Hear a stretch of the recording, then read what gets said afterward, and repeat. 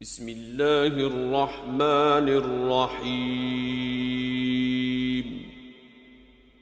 الحمد لله الذي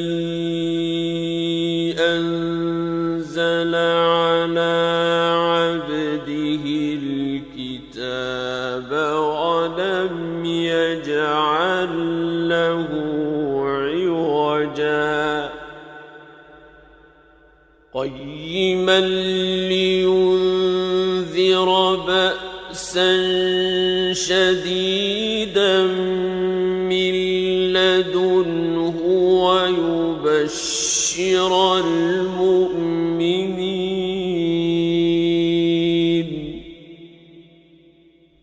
ويبشر المؤمنين الذين يعملون الصالحات أن لهم أجرا حسنا ماكثين فيه أبدا وينذر الذين قالوا اتخذ الله ولدا ما لهم به من علم ولا لآبائهم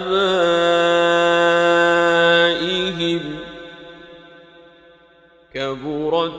كلمة تخرج من أفواههم إن يقولون إلا كذبا فلعلك باخع نفسك على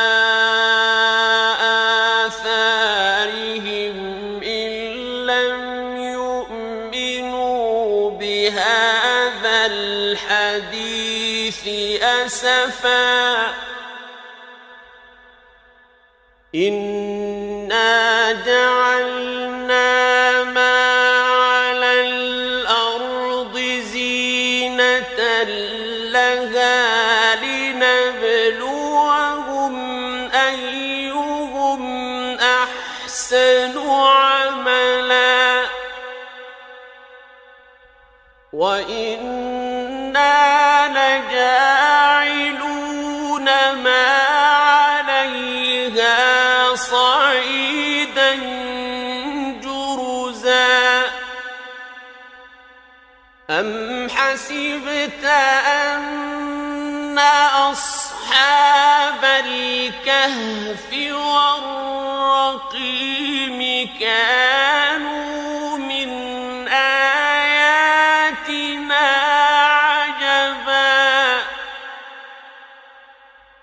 إذ أوى الفتية إلى الكهف فقالوا ربنا آتنا من لدنك رحمة وهيئ لنا من أمرنا رشدا فضربنا على آذانهم في الكهف سنين عددا ثم بعثناهم لنعلم أي الحزبين أحصى لما لبثوا أمدا نحن نقص عليك نبأهم بالحق إنهم فتية آمنوا بربهم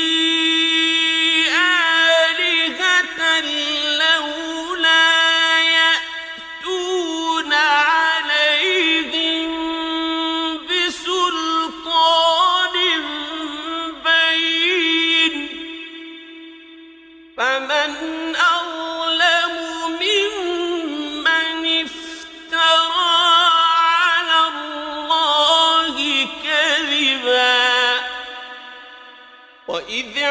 اعتزلتموهم وما يعبدون إلا الله فأووا إلى الكهف ينشر لكم ربكم من رحمته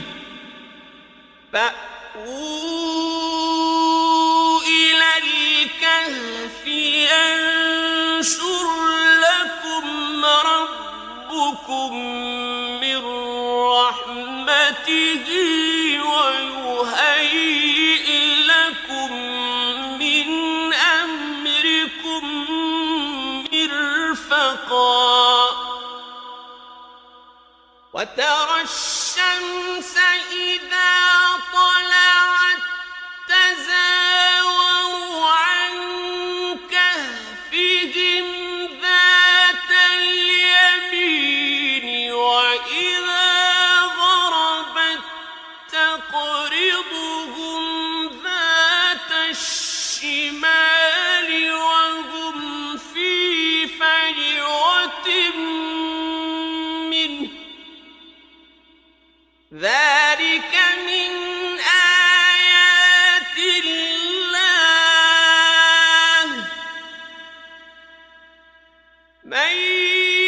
يهد الله فهو المهتد ومن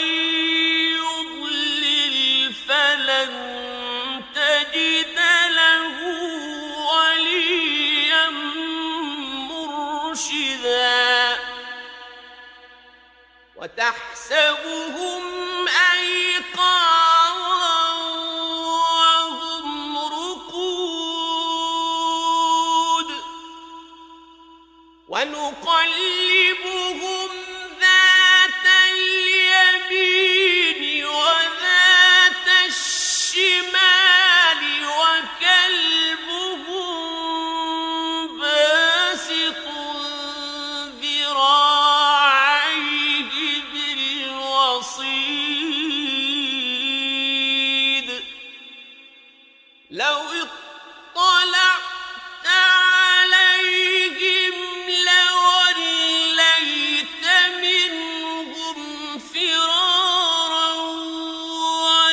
ولملئت منهم رعبا وكذلك بعثناهم ليتساءلوا بينهم قال قائل منهم كم لبثتم قالوا لبثنا يوما أو بعض يوم قالوا ربكم أعلم بما لبثتم فابعثوا أحدكم بورقكم هذه إلى المدينة فلينظر أيها أزكى طعاما فلينظر أيها أزكى طعاما فليأتكم برزق منه وليتلطف ولا يشعرن بكم أحدا إنهم إن يظهروا عليكم يرجموكم أو يعيدوكم في ملتهم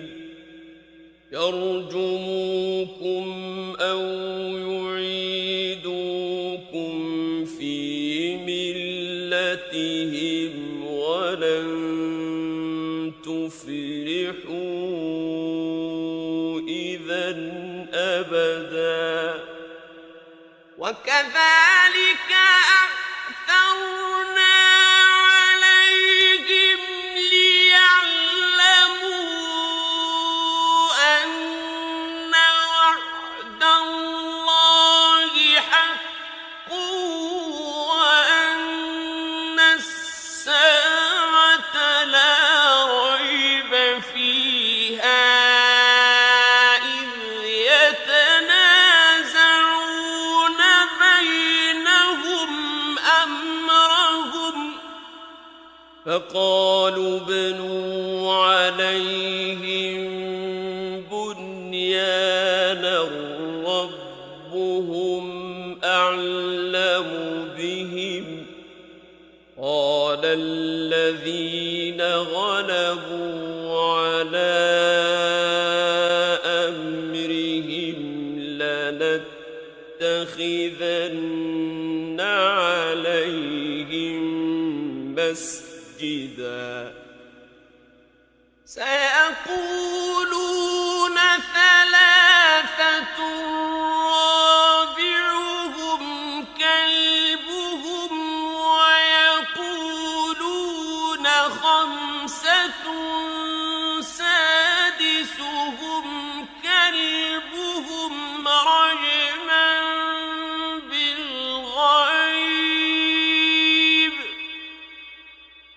رجما بالغيب ويقولون سبعة وثامنهم كلبهم قل ربي أعلم بعدتهم ما يعلمهم إلا قليل فلا تمار فيهم إلا مراء ظاهرا ولا تستفت فيهم منهم أحدا ولا تقولن لشيء إني فاعل ذلك غدا إلا أن يشاء الله واذكر ربك إذا نسيت وقل عسى أن يهديني ربي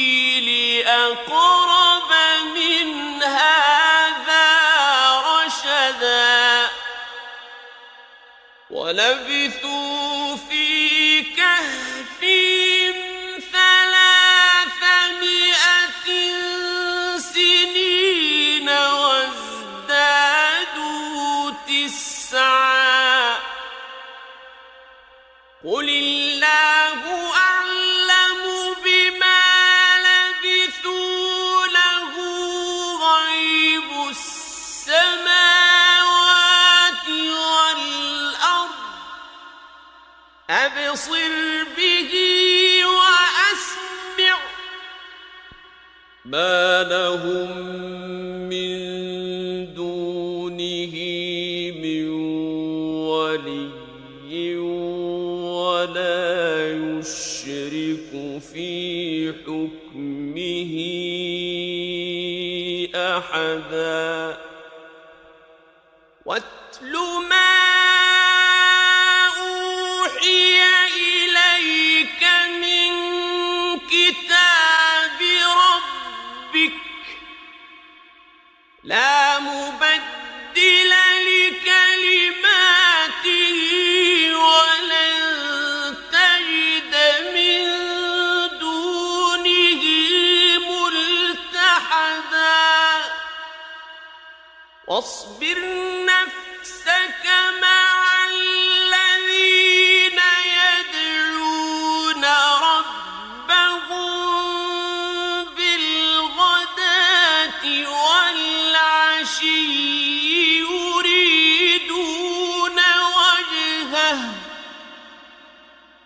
ولا تعد عيناك عنهم تريد زينة الحياة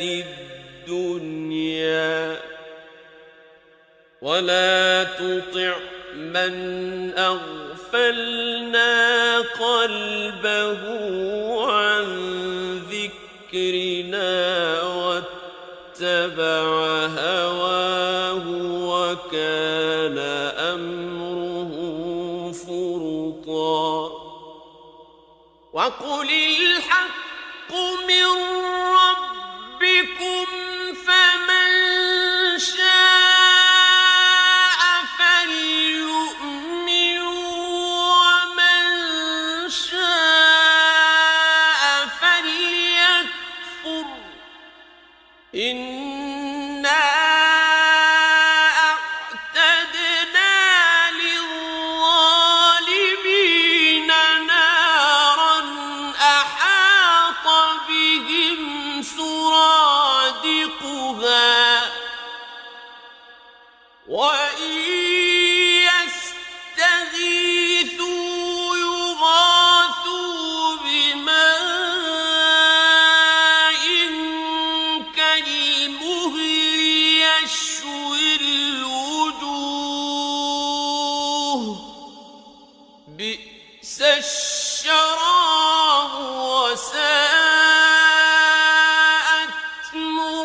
مرتفقا إن الذين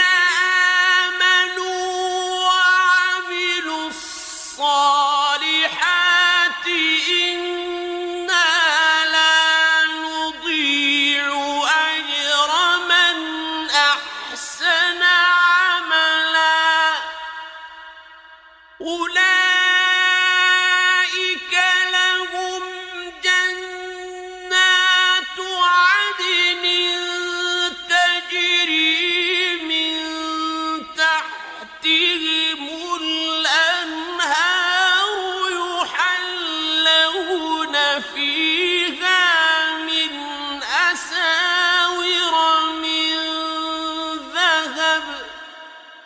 يحلون فيها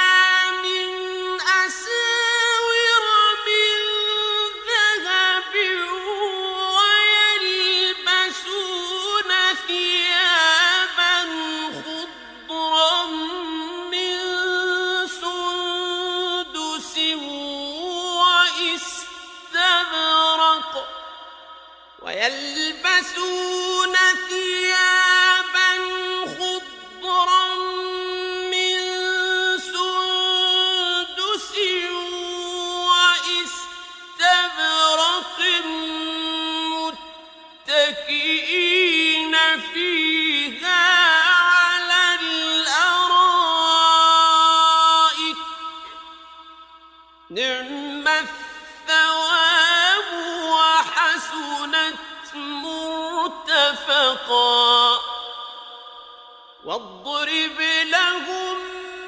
مثلا رجلين جعلنا لأحدهما جنتين من أعناب وحففناهما بنخل وجعلنا بينهما زرعا كلتا الجنتين آتت أكلها ولم تظلم منه شيئا وفجرنا خلالهما نهرا وكان له ثمر فقال لصاحبه وهو يحاوره أنا أكثر منك مالا وأعز نفرا ودخل جنته وهو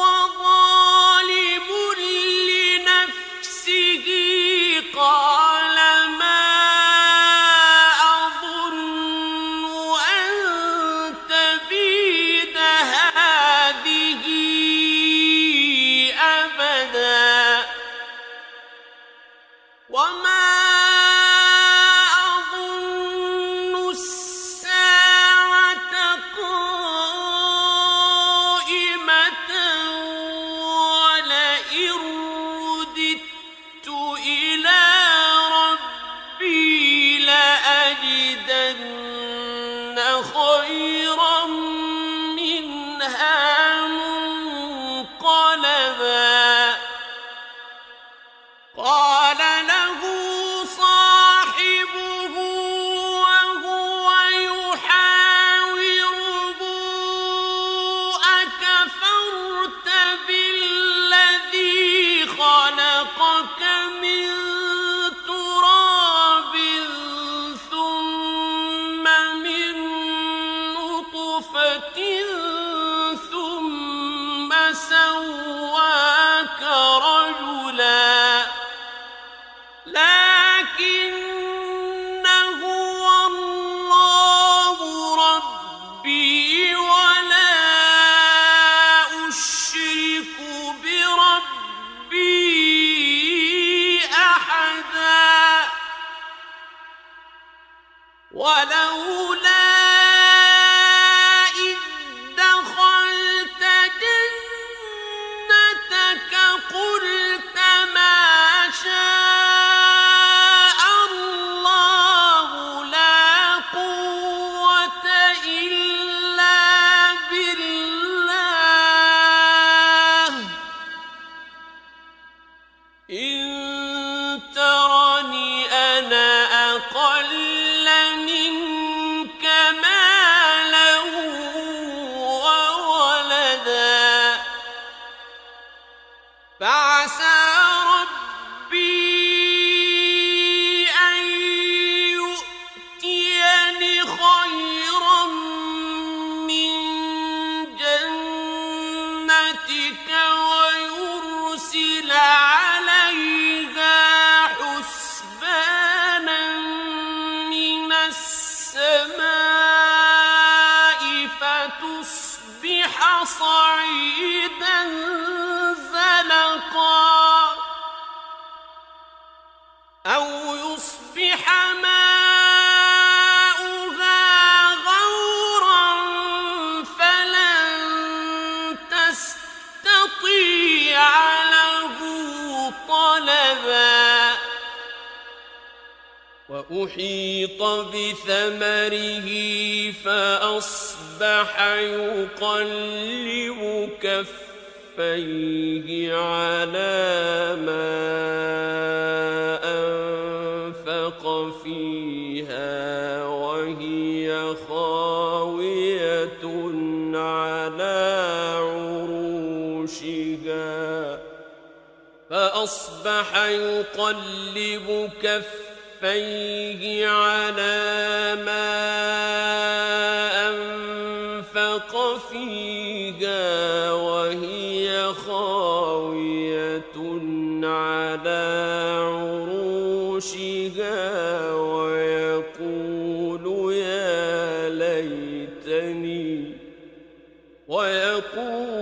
يا ليتني لم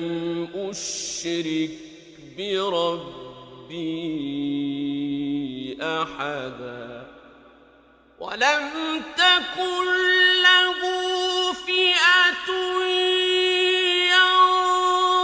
ينصرونه من دون الله وما كان منتصرا هنالك الولاية لله الحق هو خير ثوابا وخير عقبا واضرب لهم مثل الحياة الدنيا كماء أنزلناه من السماء فاختلط به نبات الأرض فأصبح هشيما تذروه الرياح وكان الله على كل شيء مقتدرا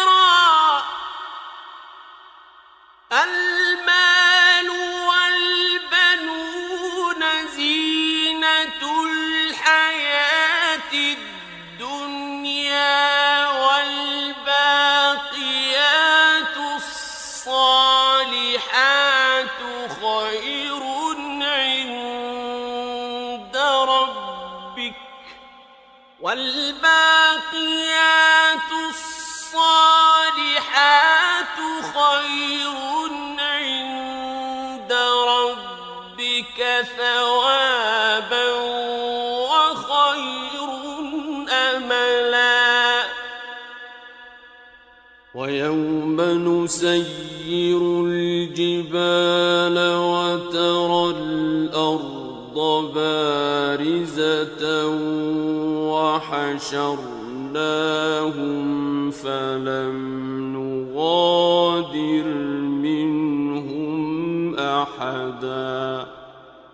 وعرضوا على ربك صفا لقد جئتمونا كما خلقناكم أول مرة بل زعمتم أن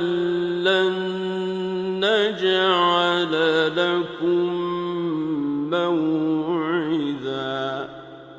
ووضع الكتاب فترى المجرمين مشفقين مما فيه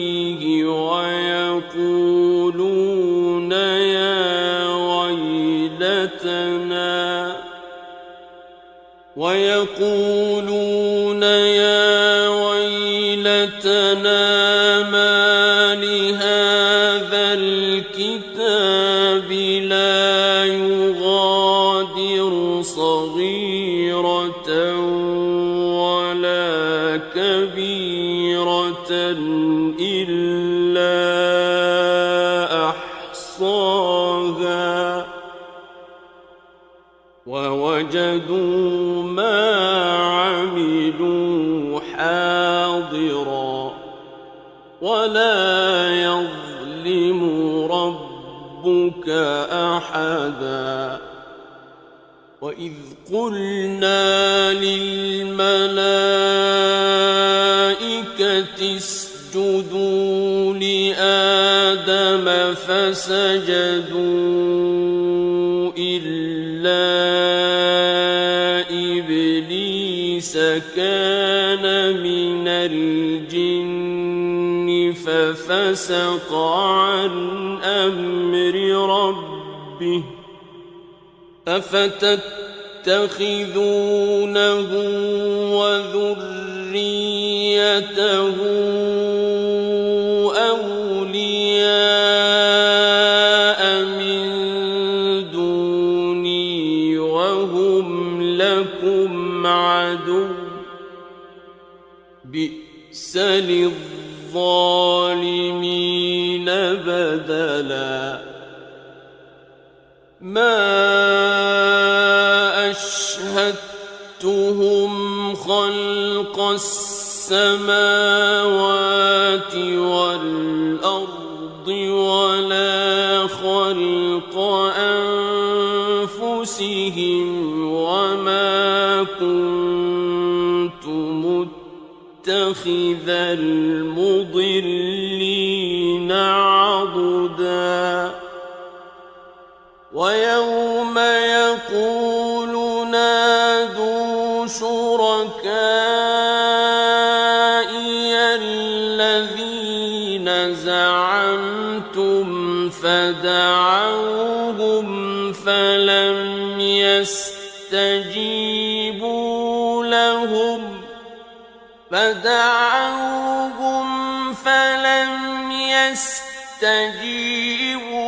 لهم وجعلنا بينهم موبقا ورأى المجرمون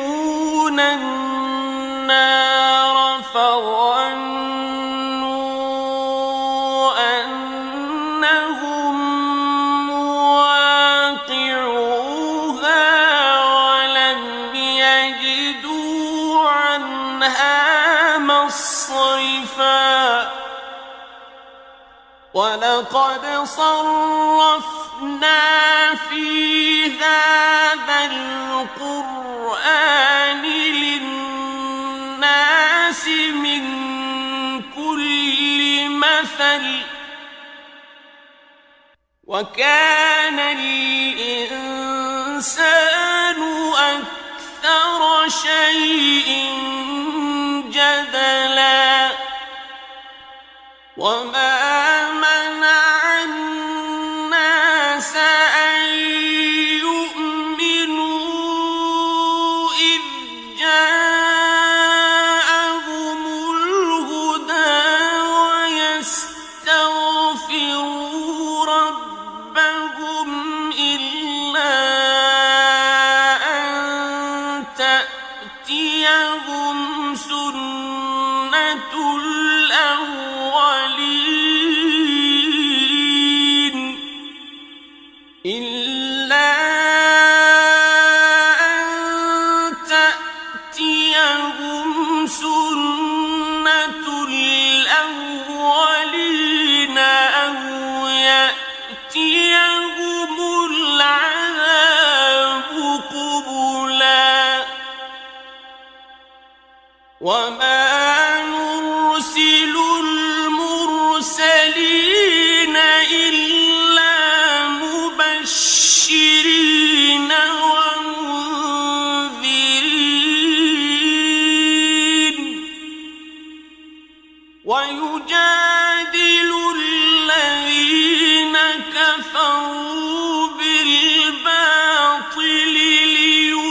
ليدحضوا به الحق واتخذوا آياتي وما أنذروا هزوا ومن أظلم ممن ذكر بآيات ربه فأعرض عنها ونسي ما قدمت يداه إنا جعلنا على قلوبهم أكنة أن يفقهوه وفي آذانهم وقرا وإن تدعوهم إلى الهدى فلن يهتدوا إذًا أبداً وربك الغفور ذو الرحمة لو يؤاخذهم بما كسبوا لعجل لهم العذاب بل لهم موعد لن يجدوا من دونه موئلا وتلك القرى أهلكناهم لما ظلموا وجعلنا لمهلكهم موعدا وإذ قال موسى لفتاه لا أبرح حتى أبلغ مجمع البحرين أو أمضي حقبا فلما بلغا مجمع بينهما نسيا حوتهما فاتخذ سبيله في البحر سربا فلما جاوزا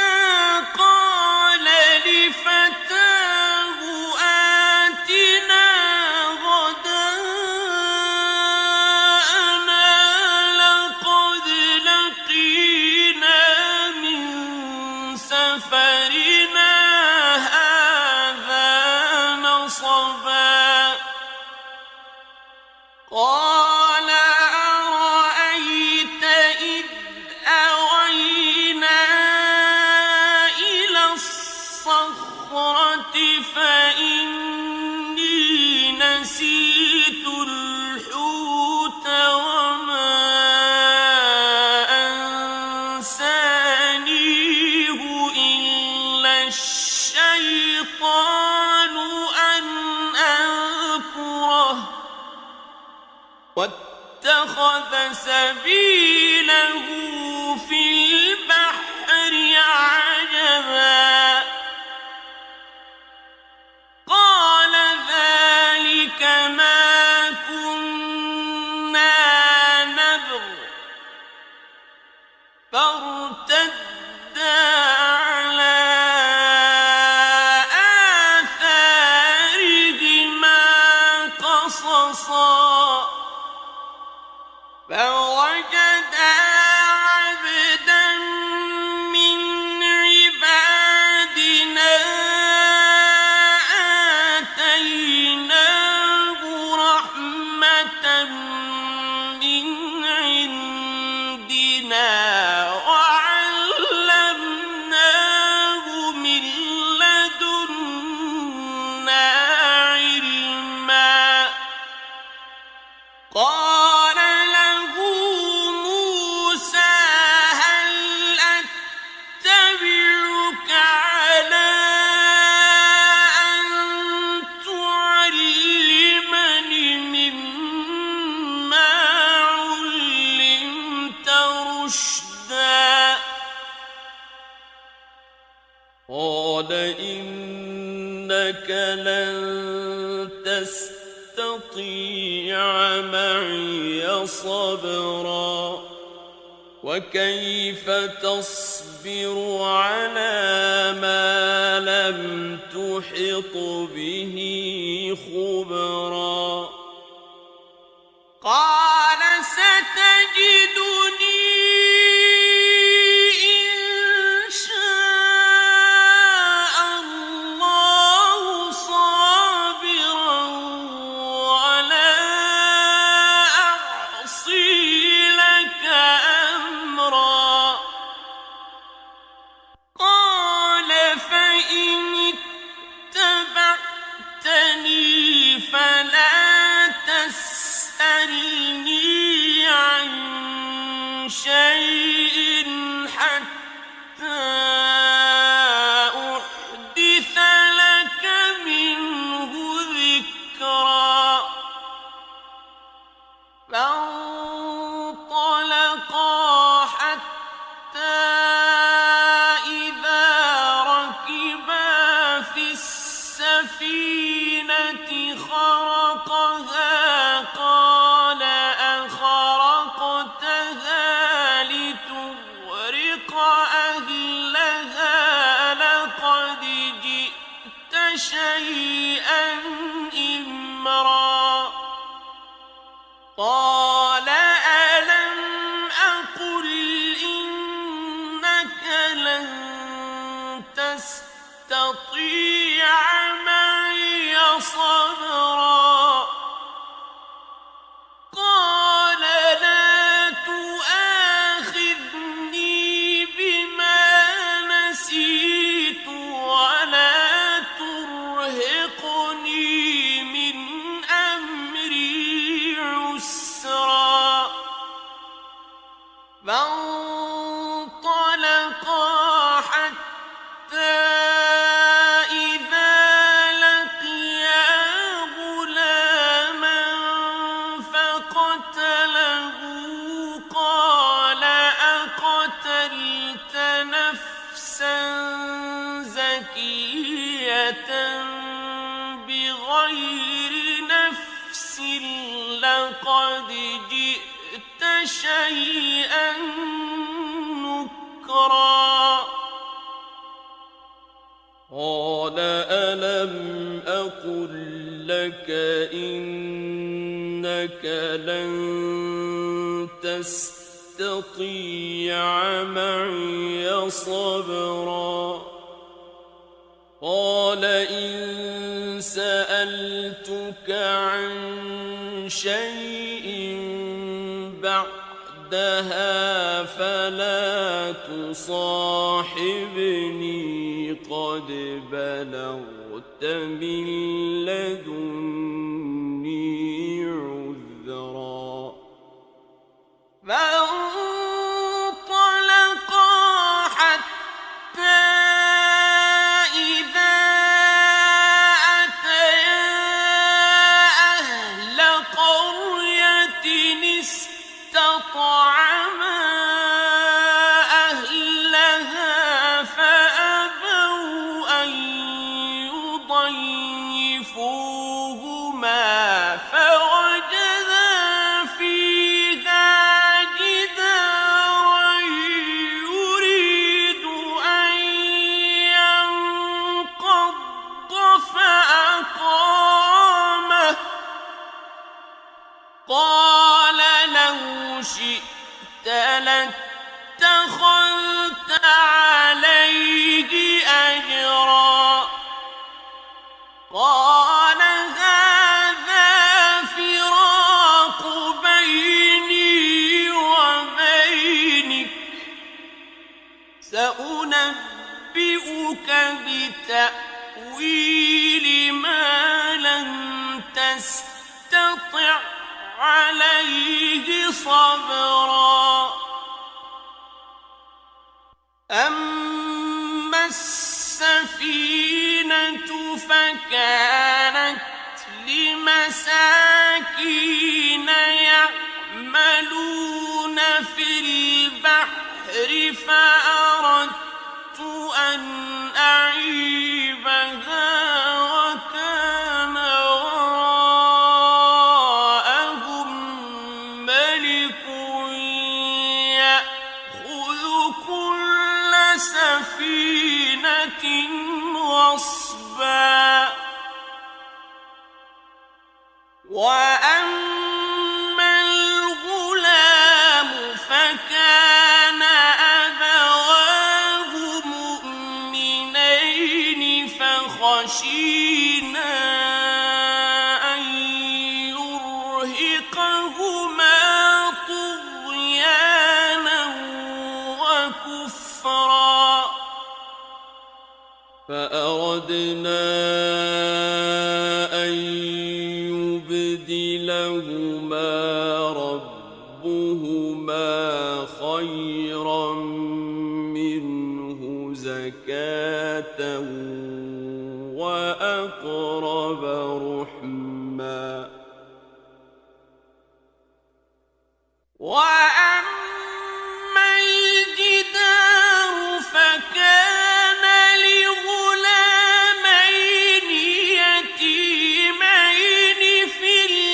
المدينة وكان تحته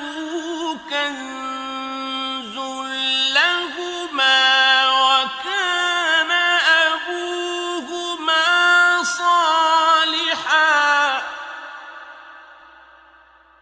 وكان أبوهما صالحا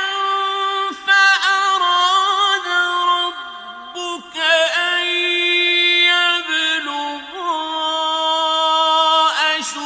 أشدهما ويستخرجا كنزهما رحمة من ربك وما فعلته عن أمري ذلك تأويل ما لم تسطع عليه صبرا ويسألونك عن ذي القرنين قل سأتلو عليكم منه ذكرا إنا مكنا له في الأرض وآتيناه من كل شيء سببا فأتبع سببا حتى إذا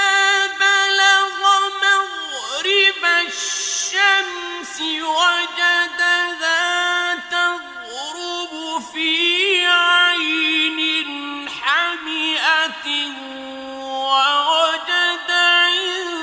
عندها قوما قلنا يا ذا القرنين إما أن تعذب وإما أن تتخذ فيهم حسنا قال أما من ظلم فسوف نعذبه ثم يرد إلى ربه فيعذبه عذابا نكرا وأما من آمن وعمل صالحا فله جزاء الحسنى وسنقول له من أمرنا يسرا ثم أتبع سببا حتى إذا بلغ مطلع الشمس وجدها تطلع على قوم لم نجعل لهم من دونها سترا كذلك وقد أحطنا بما لديه خبرا ثم أتبع سببا حتى إذا بلغ بين السدين وجد من دونهما قوما لا يكادون يفقهون قولا قالوا يا ذا القرنين إن يأجوج ومأجوج مفسدون في الأرض فهل نجعل لك خرجا على أن تجعل بيننا وبينهم سدا قال ما مكني فيه ربي خير فأعينوني بقوة أجعل بينكم وبينهم ردما آتوني زبر الحديد حتى إذا ساوى بين الصدفين قال انفخوا حتى إذا ساوى بين الصدفين قال انفخوا حتى إذا جعله نارا قال آتوني أفرغ عليه قطرا فما استطاعوا أن يظهروه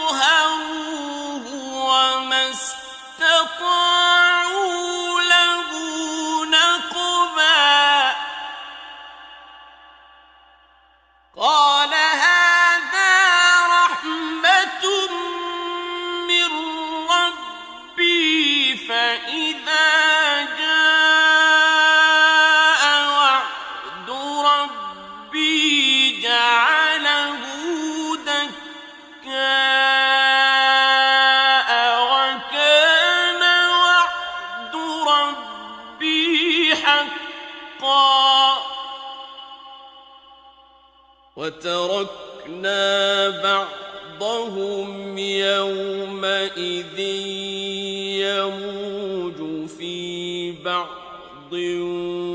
ونفخ في الصور فجمعناهم جمعا وعرضنا جهنم يومئذ للكافرين عرضا الذين كانت أعينهم في غطاء عن ذكري وكانوا لا يستطيعون سمعا أفحسب الذين كفروا أن يتخذوا عبادي من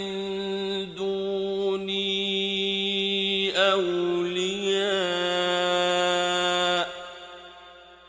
إنا أعتدنا جهنم للكافرين نزلا قل هل ننبئكم بالأخسرين أعمالا الذين ضل سعيهم في الحياة الدنيا وهم يحسبون أنهم يحسنون صنعا أولئك الذين كفروا بآيات ربهم ولقائه فحبطت أعمالهم فلا نقيم لهم يوم القيامة وزنا ذلك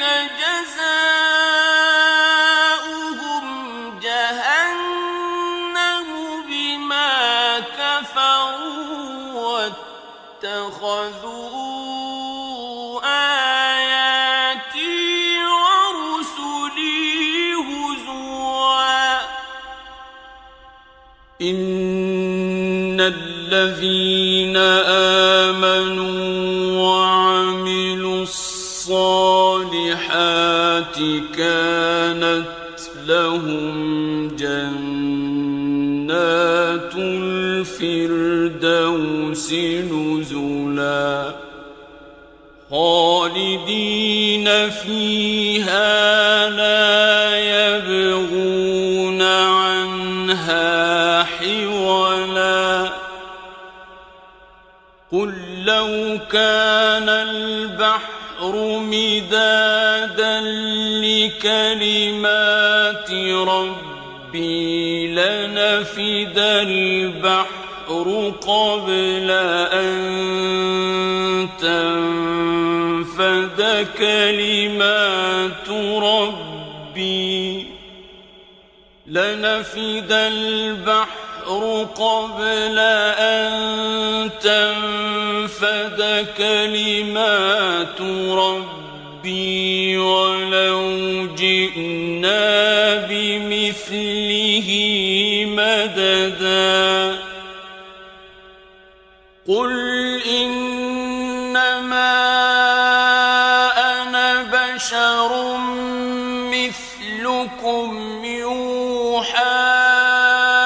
إلي أنما إلهكم إله واحد فمن كان يرجو لقاء ربه فليعمل عملا صالحا يشرك بعبادة ربه أحدا